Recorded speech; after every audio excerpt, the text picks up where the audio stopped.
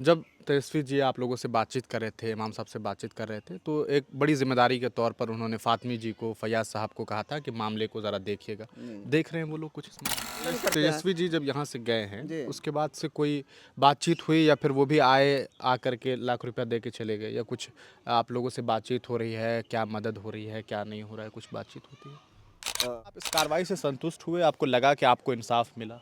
बिल्कुल संतुष्ट नहीं हैं, चूँकि जिस तरह से मुझे चोट आई है, जिस तरह से मेरे दिल को ठेस पहुँचा है, वैसा ठेस समझ वैसी तकलीफ़ मुझे ज़िंदगी में कभी नहीं आई है। मैं अपने 7 पीढ़ी तक इस ठेस को नहीं भुला पाऊँगा। एसपी सर के जो भी निर्णय दिए हैं, उससे हम लोग संतुष्ट नहीं हैं। इसलिए कि सर तो सीधा स्पष्ट कर रहे हैं कि मारा नहीं गया है। इनको अगर 5 को हटाए भी है, सस्पेंड भी किए हैं, तो इस आधार पे किए हैं कि वो मेडिकल के लिए नहीं लेकर के गए या परिजनों को फ़ोन नहीं किए। इस कारण किए हैं। इस तरह की भाषा को छोड़िए, मतलब सीधे हम चाहेंगे कि आप इस पे ये बताइए, क्या ये वाक़ईतन 7 लाख रुपए वाली बात गलत है? जी, बिल्कुल गलत है, सरासर गलत है। सहायता के रूप में 1 लाख दिए हैं, सारे समाज को जानकारी है। ये जो अनगिनत बयान जो दे रहे हैं, शाहीन, गुफरान शाहीन, ये बिल्कुल सरासर गलत है। और यहाँ तक बात है कि जब सब चले गए, तो वो अपना जो है डिमांड हमारे पास रख दिए कि शफीक भाई हम आपके पीछे आगे पीछे 2 दिन 3 दिन किए हैं, इसलिए 10-15 हज़ार रुपया का सहायता कर दीजिए। क्या बात कर रहे हैं? मतलब वो इस काम के लिए पैसे आपसे माँग रहे हैं? जी, तो हम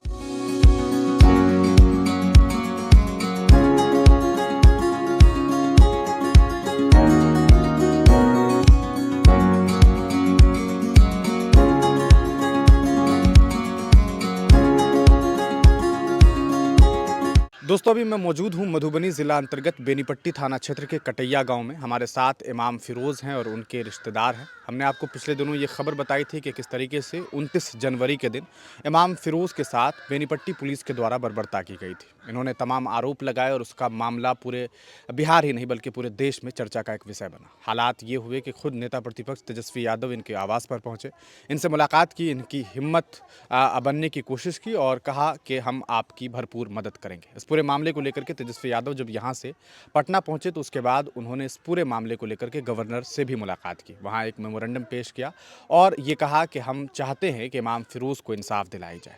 इस पूरे मामले में जिला प्रशासन के द्वारा भी कुछ कार्रवाई की गई, जिनमें मधुबनी पुलिस अधीक्षक के द्वारा 5 पुलिस कर्मियों को सस्पेंड किया गया। उस सस्पेंशन के बाद भी परिवार के लोगों का ये कहना है कि हम उससे खुश नहीं हैं, क्योंकि प्रशासन ने इस बात को एक्सेप्ट नहीं किया कि इमाम फिरोज़ के साथ जो बर्बरतापूर्ण सलूक किया गया है, इस वजह से उन्हें जो है सस्पेंड किया गया था। बल्कि वजह ये बताई गई कि पुलिस ने अपनी कार्रवाई में कुछ कोताही बरती, जैसे कि इनके परिवार वालों को सूचना नहीं दी गई थी।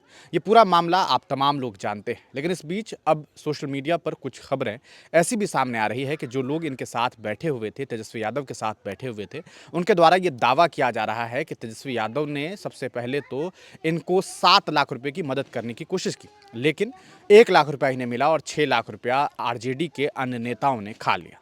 आखिरकार इसकी क्या सच्चाई है, हम इस सच्चाई को जानने के लिए भी पहुंचे हैं। वहीं दूसरी और सबसे अहम बात है वो ये कि कुछ लोगों के द्वारा सीधे तौर पर यह कहा जा रहा है कि पुलिस अधीक्षक मधुबनी के द्वारा जो कार्रवाई की गई है वो कार्रवाई बिल्कुल सही है। लेकिन सवाल यह है कि क्या उस कार्रवाई से परिवार के लोग और ख़ुद इमाम फिरोज़ संतुष्ट हैं? इन तमाम जानकारी को लेकर के हम सीधे इमाम साहब से बात करते हैं और इस पूरे मामले की जानकारी लेते हैं। सबसे पहले सर, बहुत बहुत स्वागत है आपका। जी, आपका भी स्वागत है। जो मामला सामने आया, तमाम लोगों ने देखा, न सिर्फ बिहार बल्कि हिंदुस्तान में ये बातें चर्चा का एक विषय बनी। लेकिन जो खबर सामने आ रही है, पहली खबर ये सामने आई कि आपको तेजस्वी यादव के द्वारा 7 लाख रुपए देने की बात सामने आई। क्या तेजस्वी ने 7 लाख रुपए आपको दिए? ये सहायता राशि के तौर पर उन्होंने 1 लाख रुपया तो ज़रूर दिया है। और जो 7 लाख की बात कर रहे हैं, वो बिल्कुल गलत कह रहे हैं। वो अपने पेट से बोल रहे हैं और समझिए हम उसको तहे दिल से बुरा मानते हैं। वो लोग ऐसे दलाल किस्म के लोग समझिए हैं। वो आपके साथ थे, आपके साथ रह करके सारा मामला तेजस्वी यादव को बताया गुफरान शाहीन साहब ने। लेकिन जो भी चीज़ें हुई, जो भी बातें हुई, इसके बाद अब ये बातें जो सामने आ रही है, क्योंकि वो सब आपके साथ थे, ऐसा लग रहा था कि वो आपकी आवाज़ बन रहे हैं, आपको लेकर के बाज़ाब्ता बहुत कॉन्फिडेंट थे। हम लोगों को उन्होंने स्टेटमेंट दिया था शुरू में, लेकिन अचानक से ये बातें कैसे सामने आ सकती? जी, हम उन्हें सही तरीके से जानते भी नहीं थे, चूँकि उस दिन वो उस इस तरह की भीड़-भाड़ थी। और चूँकि भीड़ भाड़ में लोग ऐसे भी लोग सहायता के तौर पर ऐसे तमाम लोग मधुबनी सीतामढ़ी दरभंगा के तमाम लोग मिलने आए थे। और उस बीच में कौन मेरे पास बैठे हुए हैं कौन नहीं बैठे हुए मुझे खुद पता नहीं चल रहा था। लेकिन मैं किसी को मना भी नहीं कर सकता। मैं खुद पीड़ित था, मैं मजबूर था, बेबस था। और मेरे पास अगर कोई बैठ कर के कोई भी बयान देंगे उनको मैं अपना भाई समझता हूँ। अब वो किस लिए दे रहे थे, कैसा दे रहे थे, बाद में वो क्या करने वाले हैं मुझे उनका पता नहीं था। और उनके स्टेटमेंट के आप खिलाफ हैं कि भाई 7 लाख रुपया नहीं दिया गया आपको? वो 7 लाख रुपए की बात तो कैसे कह रहे हैं? क्योंकि पैसा मुझे दिया गया और वो मतलब लिफाफे में दिया गया। पैसा मैं जानता हूँ कि मुझे क्या मिला है नहीं मिला है। लिफाफा फाड़ के उन्होंने गिन के देखा था क्या कि मुझे 1 लाख मिला या 50,000 मिला या 1 रुपया मिला या उसके अंदर चेक पड़ा हुआ था। वो जो भी वैसा बयान दे रहे हैं वैसे लोगों को मैं अच्छा नहीं समझता हूँ। वो लोग समझिए कौम के बुरे लोग समझिए। सर एक चीज़ मैं जानना चाहूँगा आपसे, चूँकि प्रशासन के द्वारा जो कार्रवाई की गई है मधुबनी पुलिस अधीक्षक के द्वारा 5 लोगों को सस्पेंड किया गया। जो डीएसपी थे गौरव उनको भी जो है कहा सकता है कि मधुबनी मुख्यालय बुला लिया गया पुलिस थाने में। तो क्या आप इस कार्रवाई से संतुष्ट हुए? आपको लगा कि आपको इंसाफ मिला? बिल्कुल संतुष्ट नहीं है। क्योंकि जिस तरह से मुझे चोट आई है, जिस तरह से मेरे दिल को ठेस पहुंचा है, वैसा ठेस समझ वैसी तकलीफ़ मुझे ज़िंदगी में कभी नहीं आई है। मैं अपने 7 पीढ़ी तक इस ठेस को नहीं भुला पाऊंगा और न हमारी पीढ़ी उसको भुला पाएगी। मतलब आपको लगता है कि जो कार्रवाई हुई है वो बिल्कुल संतुष्टि के लायक? संतुष्टिजनक नहीं है। और एसपी साहब तो बिल्कुल वो इनकार कर रहे हैं कि हमें चोट लगी नहीं है। हालांकि मैं उन्हें दिखाना भी चाहा कि मेरे दर्द को देख लीजिए आप, मेरे निशान को देख लीजिए आप। अब नहीं मानेंगे तो एसपी साहब का भी भाई को भी कोई मारे तो उनसे पूछिएगा, फिर उनके साथ क्या इंसाफ होगा। तो मतलब साफ है कि अभी भी आप इस पूरे मामले में जो है इंसाफ के लिए बैठे हुए हैं और इंसाफ की उम्मीद लिए बैठे हैं। और जी और हम जो भी ऐसे मामले को यानी समझ रहे कि इंसाफ मिल गया है, हम वैसे लोगों के साथ नहीं हैं। वो लोग मेरे साथ नहीं हैं। वो लोग कौन है कैसे आए मुझे पता नहीं है। चलिए, इसकी जानकारी मुझे लगता है कि आपके रिलेटिव से लेना ज़्यादा ज़रूरी है। शफीक साहब, आपसे जानना चाहेंगे क्योंकि आप जेडीयू के नेता भी हैं और गुफरान शाहीन जो हैं वो भी जेडीयू के नेता हैं। और ये बातें साफ़ है कि आप लोग जो हैं इस पूरे मामले में नेतागिरी तो नहीं कर रहे थे जहाँ तक मैं जानता हूँ, क्योंकि आपके परिवार, आपके फ़र्द की बात थी। इमाम साहब की सहायता करने की आपने कोशिश की।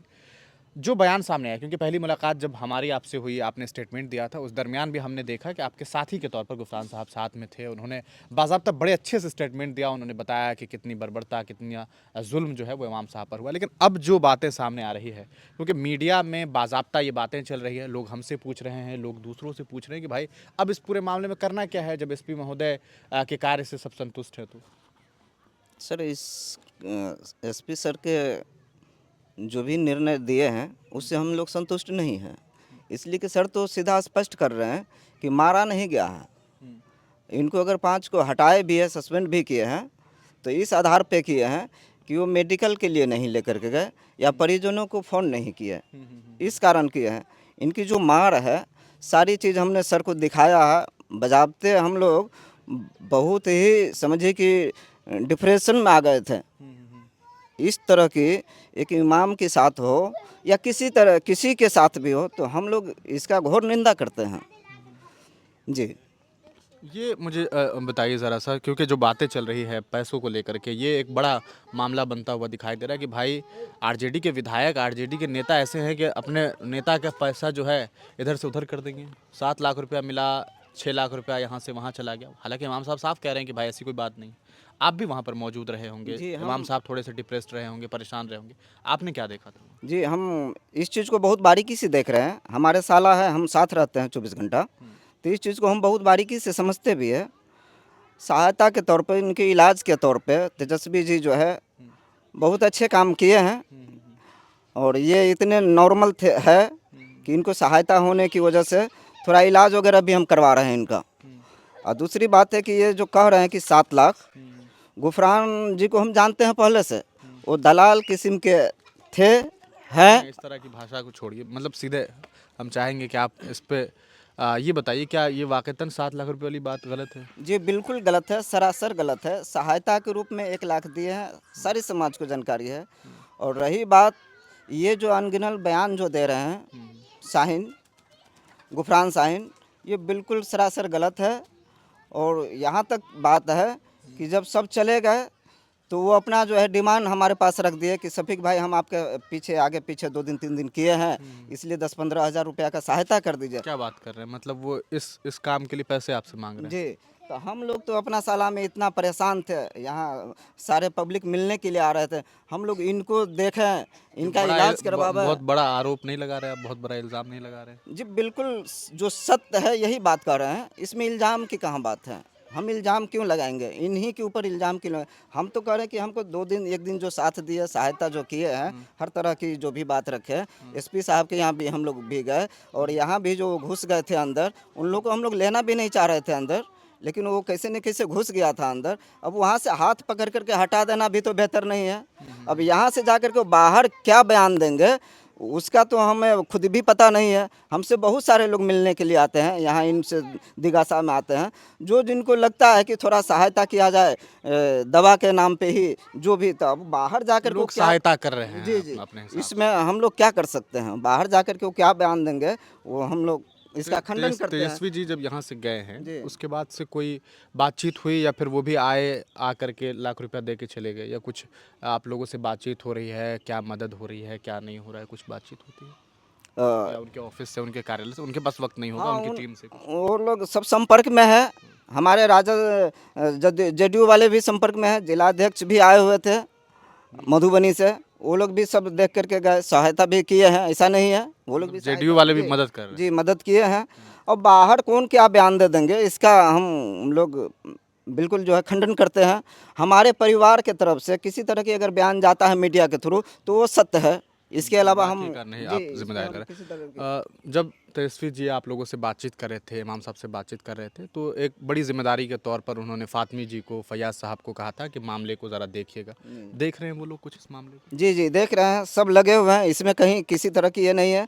हर तरह से जो है एसपी साहब जो गौरव कुमार को जो अभी मधुबनी जो अपना बुला लिए हैं ऑफिस में, इनको सस्पेंड करें और बारीकी से जांच करके देखें। और हो ना सके कि एसपी साहब जो है नए हैं, इस चीज़ को बारीकी से देखेंगे। हमको उम्मीद है कि ये सस्पेंड करवा करके हमको आगे से जहाँ से भी जो सिस्टम है, सरकार से हमको उम्मीद भी है कि ये सस्पेंड होंगे।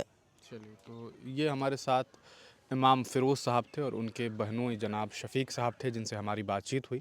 इस पूरे मामले में जो बातें निकल कर के सामने आ रही है वो ये कि जो इल्ज़ामात, जो बातें सामने आई है वो पूरी तरीके से बेबुनियाद है।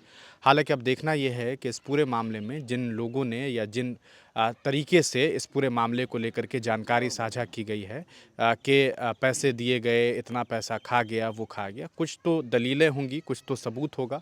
अगर ऐसी कोई बात होगी तो ऑब्वियस सी बात है सामने आएगी। एक बड़ी बात इन्होंने ये भी कही कि मदद के नाम पर कुछ पैसे भी मांगने की कोशिशें की गई। हालांकि ये इनका तमाम आरोप है। ये